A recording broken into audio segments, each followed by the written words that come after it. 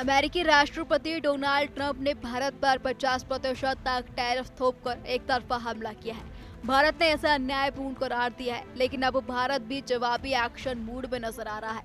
140 करोड़ भारतीयों ने अगर स्वदेशी अपनाने की ठान ली तो अमेरिका की बड़ी बड़ी कंपनियों की नींव हिलकर रह जाएगी। अमेरिका के राष्ट्रपति डोनाल्ड ट्रंप ने भारत पर 50% तक टैरिफ लगा दिया है। भारत ने इसे गलत और अनुचित कहा। अमेरिका ने चीन पर तो कम टैरिफ लगाया, लेकिन भारत पर ज्यादा टैरिफ लगाकर भारत को नुकसान पहुंचाने की कोशिश की है।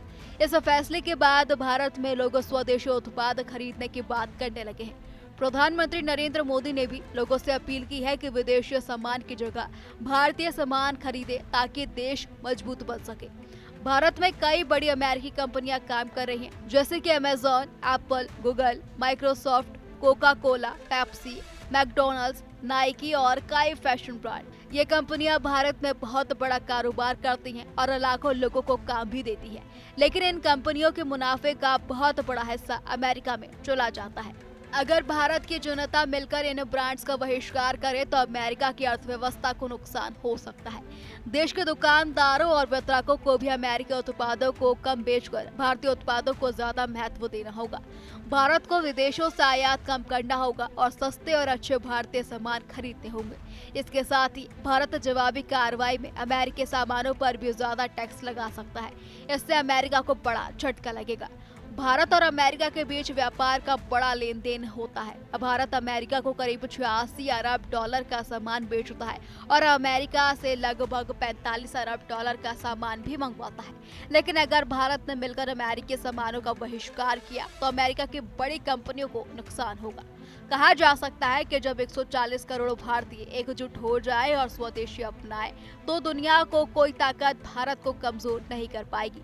इसलिए हर भारतीय को देश के उत्पादों को खरीदना चाहिए और भारत को मजबूत बनाना चाहिए। अमेरिका की ओर से भारत पर 50% तक का टैरिफ लगा दिया गया है। इसी बीच यही सवाल अमेरिका से पूछा जा रहा है कि चीन पर 30% टैरिफ और भारत पर 50% टैरिफ आखिर क्यों।